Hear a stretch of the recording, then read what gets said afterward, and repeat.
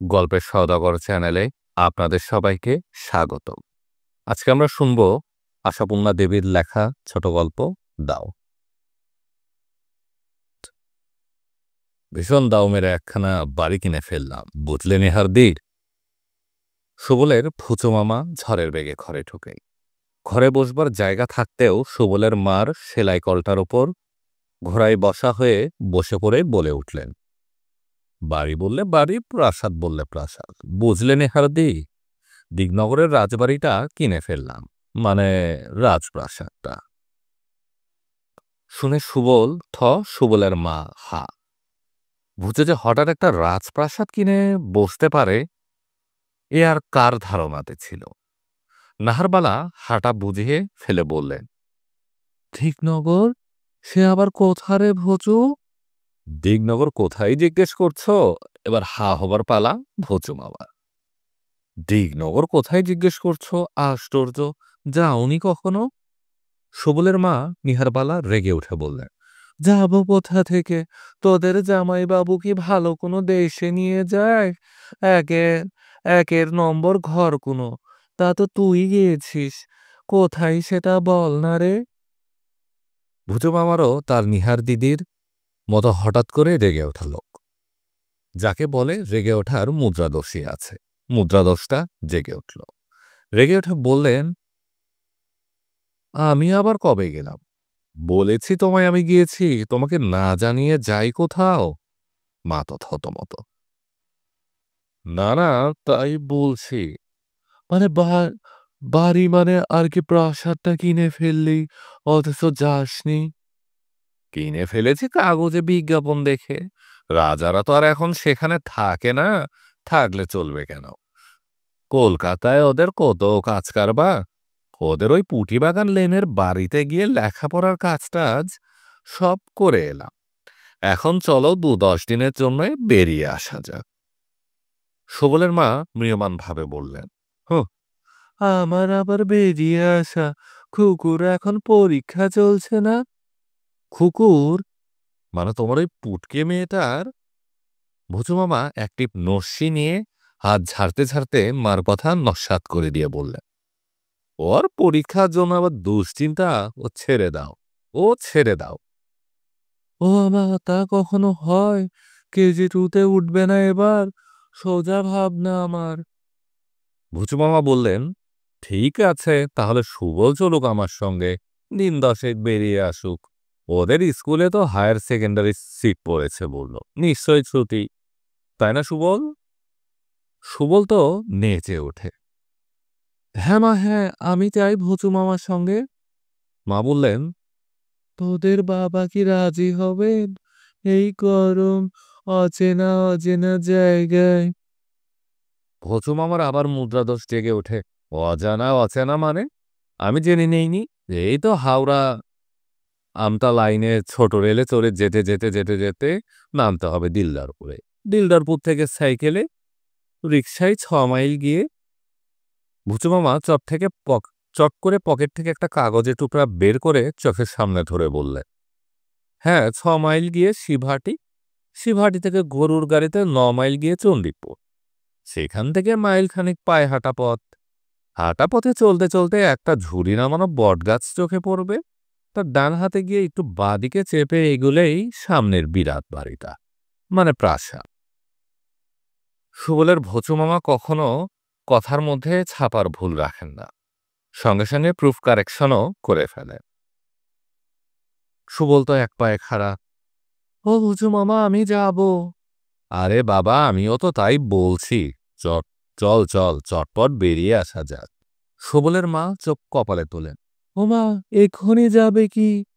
ভুচু মামার মুদ্রাদোষ আবার মাথা চারা দিয়ে ওঠে, কেন এক্ষুনি নয় বা কেন? বিশুদ্ধ সিদ্ধান্ত মতে যাত্রা শুভ কিনা দেখে তবে বেরোতে হবে।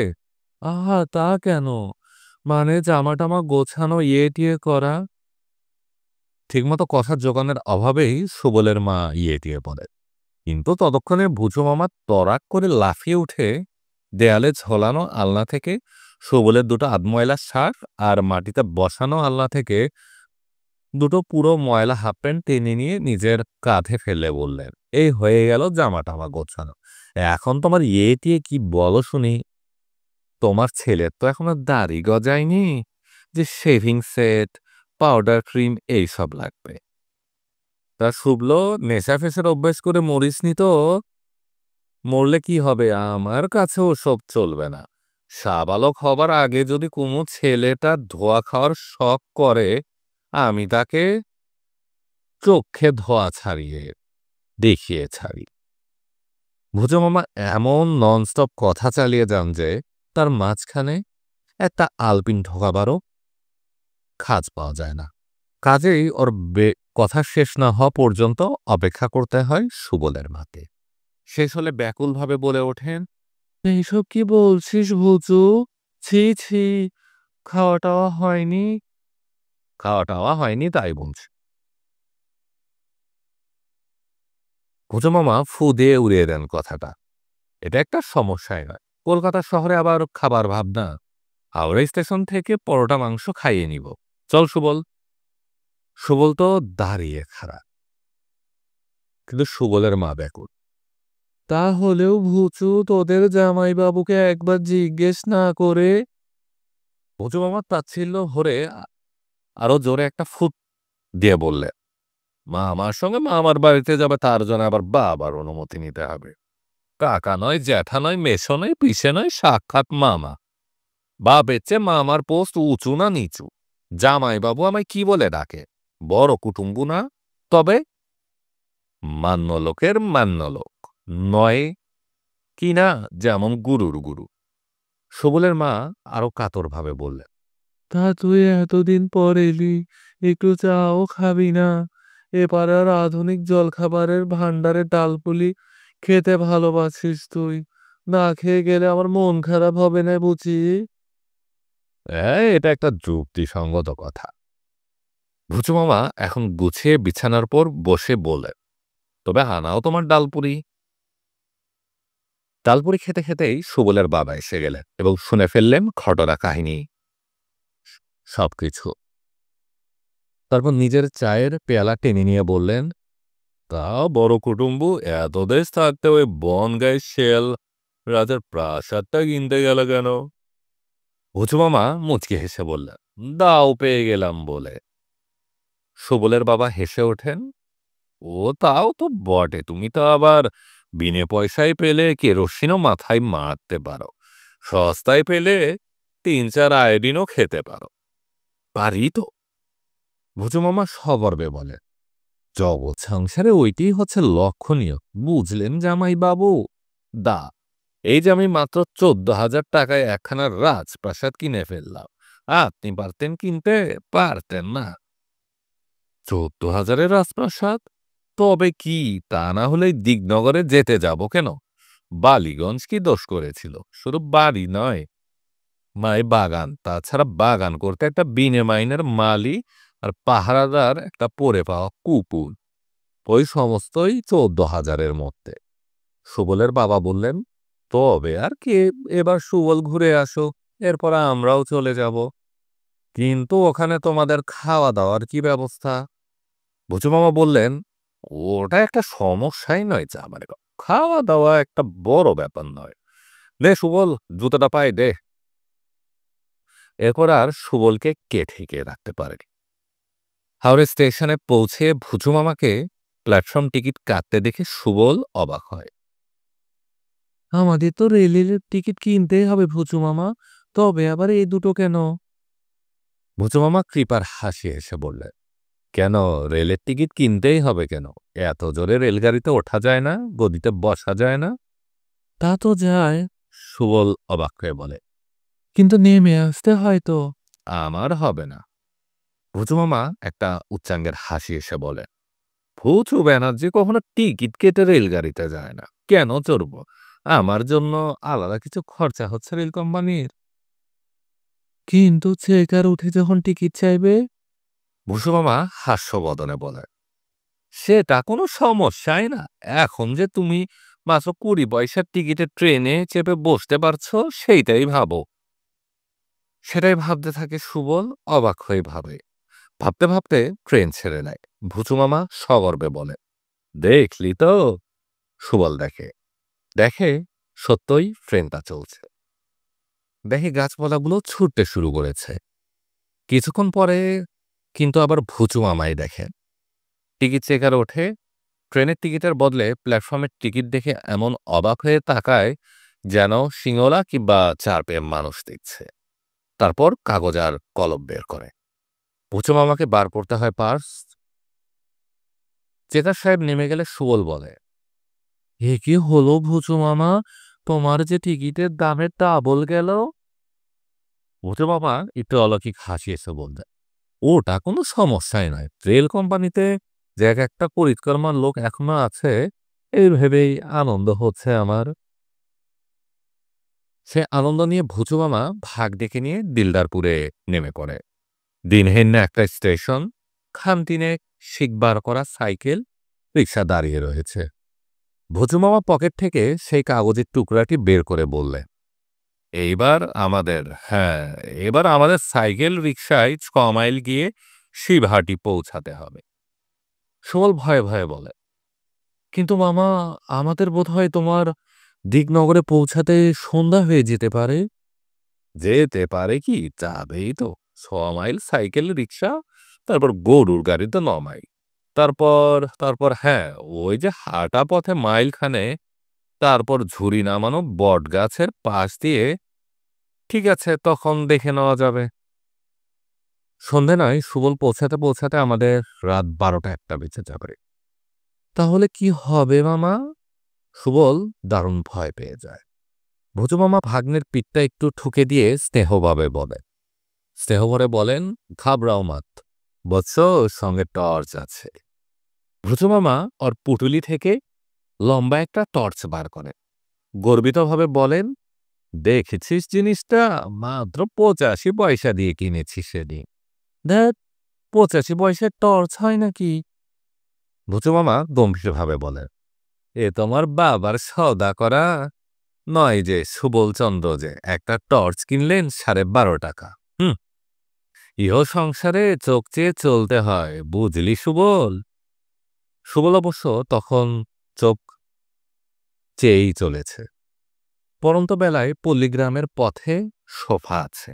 হঠাৎ ডুকরে ওঠে সুবল, ভুচু মামা, কিরে, আমাদের তো হাওড়া স্টেশনে খেয়ে নেওয়া হলো না। ভুজু মামা কিছুক্ষণ ভাগ্নের দিকে স্থির দৃষ্টিতে তাকিয়ে থেকে গম্ভীরভাবে বলে, সে কথায় এখন বলছ? বাহ, তখন কি আমার মনে ছিল? মা অত ডালপুরি খাইয়ে দিলেন। ভুজু মামা বললেন, সে তো আমাকেও, কিন্তু এখন যে দারুণ খিদে পাচ্ছে বচু মামা। ভুজু মামা উদাত্ত স্বরে বলে, সেটা কোনো সমস্যাই নয় সুবোধ, ওটা মনে না আনলেই ভুলে যাবে। কোষে বরং গান গা। বাহ, আমি বুঝি গান জানি? ভুচু মামা গম্ভীরভাবে বললেন, তবে আমার আর কিছু করার নেই। জগতের শ্রেষ্ঠ বস্তু গান, সেটা একটু শিখে রাখতে পারিস নি যখন। সুবল ভয়ে ভয়ে বলে, তুমি জানো ভুচু মামা? কিন্তু কথাটা ভুচু মামা শুনতে পান না। খুব মন দিয়ে আকাশের শোভা দেখছিলেন তখন। ক্রমশ আকাশের শোভা মলিন হতে হতে ঝাপসা হয়ে গেল। রিক্সাওয়ালা বলে উঠল, এই শিবহাটি এসে গেলাম বাবু। তা গরুর গাড়ি এখানে কোথায় পাওয়া যাবে বাপু? আগে সে তো বলতে পারবো না। সুবল না বলে থাকতে পারে না। তাহলে? সাইকেল রিক্সাওয়ালা বলে, তা আমার তো মনে হয় রাতটা এখানে কোথাও থেকে আপনার গিয়ে সকালে বউ গাড়িটা খুঁজে যাওয়া ঠিক। তা যাবেন কোথায়? দিকনগর। দিকনগর, সেখানে আপনার আপনজন আছে বুঝি?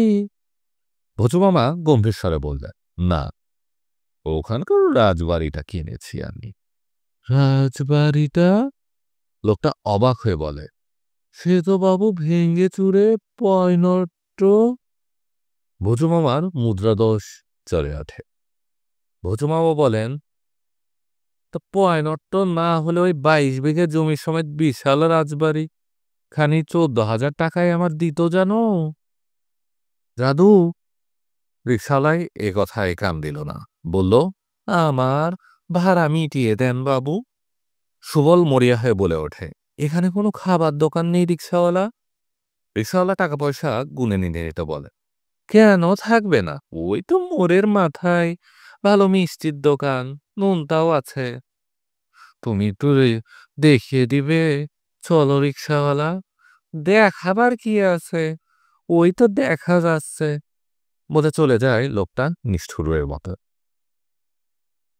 তোর এই একটা দোষ সুবল, ফুচু মামা গভীর দুঃখের গলায় বললেন। পথে বেরুলেই খালি খাই খাই খাই খাই। নে চল, আমারও তো পেটের মধ্যে রাবণের চিতা জ্বলছে, কই বলেছি কিছু? পায়ের কাছে ঢিপি ঢাপা আকাশের আলো নিভে গেছে। সুবল বলে, মামা, টর্চটা জ্বালো না। টর্চে জ্বালবো? ভুজু মামা ব্যাঙের গলায় বললেন, জ্বলবে ও।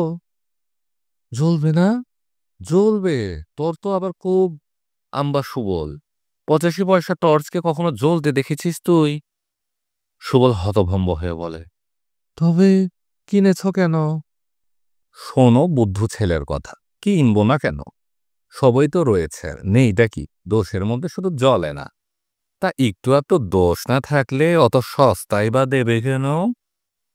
সস্তায় পেলে তুই একজোড়া জুতোর দুরকম, দুপাটি দুরকমের হলেও কিনবি। এই আমি তোকে শিখিয়ে রাখছি সুবল।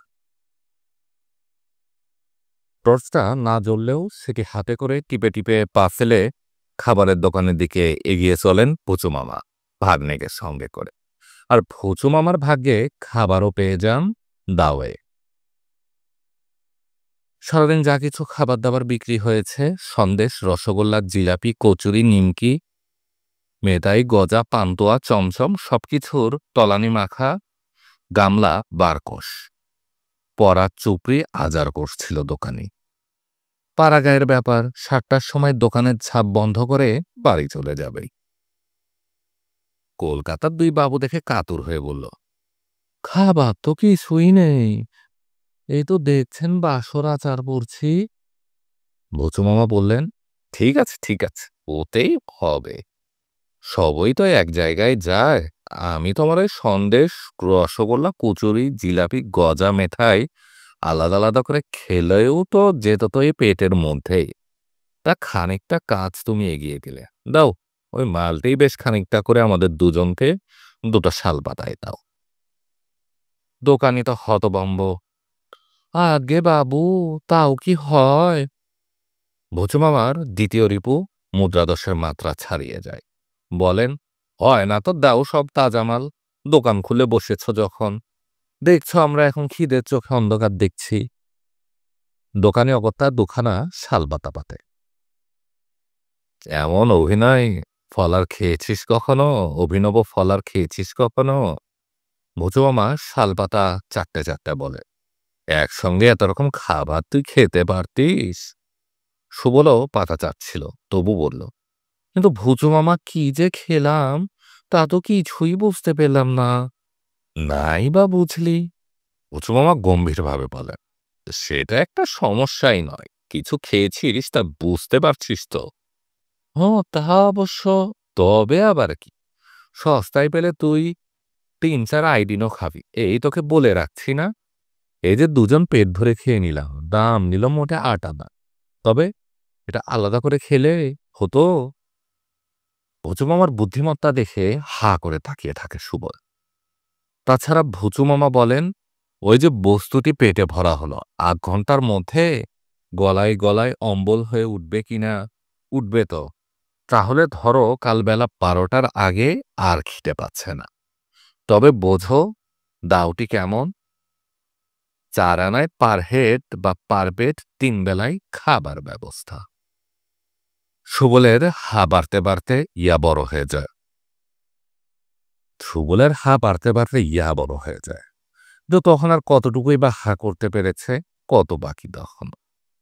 রাত্রিটুকু খাবারওয়ালার দোকানে কাটিয়ে ভোরবেলা গরুর গাড়িতে চেপে ৯ মাইল গিয়ে আবার হাঁটা পথে ১ মাইল পার করে ঝুরিনামা বটগাছের ডান দিকে গিয়ে বাঁ পাশ ঘেঁষে এগিয়ে ভুচু মামা যখন তার ভাগ্নেকে নিয়ে দিগনগর রাজপ্রাসাদের সামনে এসে দাঁড়ালেন, তখন রোদ চরচর করছে, পেটের মধ্যে আগুন জ্বলছে, আর সুবলের হাঁটা প্রায় খানার মতো হয়ে উঠেছে। এ কি, এ কি রাজবাড়ি মামা! ভূতু মামা চারদিকে তাকিয়ে যাকে বলে অবলোকন করে নিয়ে আত্মস্থ গলায় বললেন, একদা যে প্রসাদ ছিল, দেখে তা মনে হচ্ছে না তোর? সুবল জিভ দিয়ে ঠোঁট ভিজিয়ে বলেন, তা মনে হচ্ছে। তবে এত বড় বাড়ি তুই দেখেছিস এর আগে কখনো? সুবলের পেট চলছিল। সুবল এবার বেজার গলায় বলে ওঠে, তা একটাও তো জানলা দরজা নেই। ভূতু মামা রুমাল দিয়ে একটা থামের গোড়া কেটে নিয়ে বসে পড়ে ব্যাঙের গলায় বললেন, না, আশাটা তোদের বড্ড বেশি সুবল, আবার জানালা দরজাও চায়। হ্যাঁ রে, এই কাঠামোর ইটগুলো দর করলেই তো 18-20 হাজার টাকা হবে। তা অবশ্য হবে। সুবলের অত হিসেব জানা না থাকলেও ভূচো মামা যখন বলছেন, তবু বেচারের মনে হয় এ আবার বাড়ি কি, এ তো বাড়ির কঙ্কাল। বলে ফেলে সে কথা, ভূচো মামা, এ কঙ্কালটা নিয়ে তুমি কি করবে? কি করব? ভূচো মামা নির্লিপ্ত গলায় বললেন, খাবো। বলি, বাড়ি নিয়ে কি করে লোকে? বাহ, বাড়িতে লোকে থাকে, এখানেও থাকবো। ভূচো মামা আবেগের গলায় বলে, দেখ, ঘরে শুয়ে একেবারে হাওয়া খাবো। এই ফকুরগুলো দিয়ে রাত্রিরে কি ফাইন হাওয়া আসবে, ভাবতে পারিস? রাত্রিরে? সুবলের এই চড়া রোদ্দুরে দাঁড়িয়েও গায়ের রক্ত হিম হয়ে যায়। রাত্রিরেও এখানে থাকতে হবে মামা? হবে না? উঁচু মামা হো হো করে হেসে ওঠেন, না, তুই একেবারে ছেলে মানুষ সুবল। রাত্রির জন্য কি আমি আলাদা একটা বাড়ি ভাড়া করতে যাব, এত বড় একটা রাজপ্রাসাদ কিনে? বাহ, যদি চোর টোর কি শিয়াল টিয়াল যদি আসে? এলেই হলো। ভূতু মামা একটা রহস্যময় হাসি এসে বললেন, বিনে পয়সে একটা পাহারাদার কুকুর পাইনি, আর খাওয়া দাওয়া? আরে বাবা, সেটা একটা সমস্যাই নয়।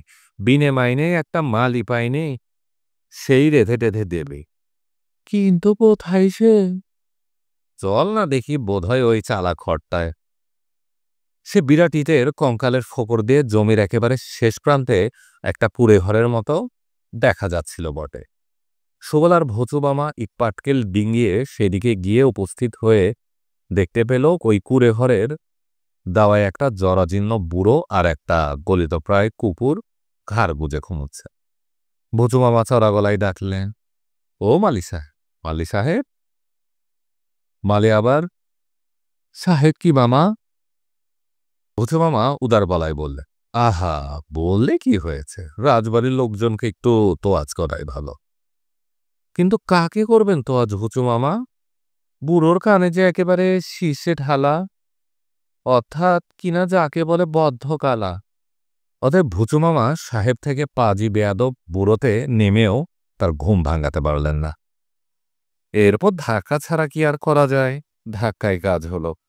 বুড়ো চোখটা কষ্টে টেনে তাকিয়ে কানে হাত দিয়ে আড়াল করে বললেন, কে ডাকে? ভূচু মামা পরিত্রাহী চেঁচিয়ে বোঝাতে চেষ্টা করেন তিনি কে, কেন এসেছে। বুড়ো তাদের জন্য রান্না করব। কি বললেন, রান্না খাওয়া করেছি কিনা? তা করেছি বই বাবু, কাজের মধ্যে দুই, খাই আর শুই, কোন কালে খেয়ে নিয়েছি। ভূচু মামা বলেন, বেশ করেছ, খুব মহৎ কর্ম করেছ। বলি, আমাদের কিছু খাওয়াতে পারবে? আগের তা যা বলেছেন, আগে এ বাড়ির যা বলবলাও ছিল। আরে বাবা, সে কথা হচ্ছে না। তোমাদের রাজবাবু যে বলেছিলেন, লোক আছে সে রেঁধে দিবে, কুকুর আছে সে বাড়ি পাহারা দেবে। আগে তা তো বলবেনি। বুড়ো ফোকলা মুখে একগাল হেসে বল, সে তো ওনারা বলেই গিয়েছিলেন, আপনি এসে গেছেন, এইবার বাঁচলাম বাবু। তা তো বাঁচলে এখন আমাদের অন্তত একটু জল এনে দিয়ে বাঁচাও। বুড়ো মাথা নেড়ে নেড়ে পড়ে, আর কটা দিনই বা বাঁচবো বাবু, এই বুলোটাকে দেখবেন। সে না হয় দেখব, তা তুমি আমাদের কিছু কাজ করে দিতে পারবে না? এতক্ষণে বুড়ো ঠিক শুনতে পায়। মাথা নেড়ে বলে, না বাবু, অতি হুকুম করবেন না। জীবনভর কাজ করেছি আর নয়। এখন এই ভুলো আর আমি খাবো আর ঘুমোবো। আপনাদের রান্নাঘরে যা রান্না হবে তাই থেকে দুটো মাংস ভাত নিয়ে দিবেন এই বুড়ো দুটোকে, ব্যাস। সুবল বসে পড়ে বলে, ভুচু মামা। ভুচু মামা মাথা চুলকে বলে, তাই তো মুশকিলে ফেললে, আবার ওদেরও রান্না শুদ্ধ করতে হবে। ভুচু মামা, তাহলে তুমি এদের পুষছো? ভুচু মামা গম্ভীরভাবে বলেন, বাড়ির দলিলে তো তাই লেখা আছে, এদের ভার নিতে হবে যতদিন এরা বেঁচে থাকবে। ও মামা, সেই দলিলে সই করেছো তুমি? ভুচু মামা অম্লান বদনে বলেন, তা করব না। আজকালকার বাজারে একটা বিনে মাইনের লোক তুই পাবি? ফাও একটা পাহারাদার কুকুর, এমন দাও ছাড়তে আছে? তোর ভুচু মামার স্বভাবই হচ্ছে যেখানে দাও সেখানে নাকটি গলিয়ে দেওয়া। ভুচু মামা, আমি এখানে একটা রাতও থাকতে পারবো না। ভুচু মামা গম্ভীর গলায় বলে, জানি পারবে না, রাজপ্রাসাদ কি সকলের সয়? চলো, আবার তোমায় ঘাড়ে করে বয়ে পৌঁছে দিয়ে আসি। দিয়ে আসি? সুবল আতকে ওঠে। সুবল চেঁচিয়ে বলে, ভুচু মামা, আবার তুমি আসবে এখানে? ভুচু মামা একটা উচ্চাঙ্গের হাসি আসে। আসবো না? আসবো না মানে? কাল না আসি পরশু আসবো, পরশু না আসি ৫-১০ বছর পরে আসবো, তা বলে ছেড়ে দিয়ে পালাবো? তোর ভোচু মামা কেরোসিনে ভাজা বেগুনি হুলরি পেলেও ছাড়ে না, যদি সস্তায় পায়, বুঝলি? আর এই মাত্র ১৪,০০০ টাকায় একটা একটা বিরাট রাজপ্রাসাদ প্লাস একটা বিনে মাইনের দারোয়ান আর বড়ে পাওয়া কুকুর পেয়ে ছেড়ে দিব? দাও কি জীবনে বারবার আসে সুবল? অসুবিধেটা কোনো সমস্যাই না। আপনারা শুনছিলেন আশাপূর্ণা দেবীর ছোট গল্প দাও। এরকম আরও গল্প উপন্যাস শুনতে চাইলে আমাদের গল্পের সওদাগর চ্যানেলে চোখ রাখুন।